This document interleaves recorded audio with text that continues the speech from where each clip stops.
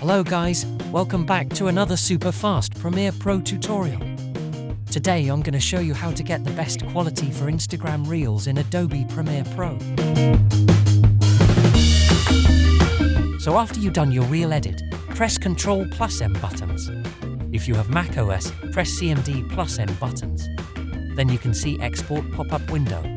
Always export in H.264 in 1080x1920.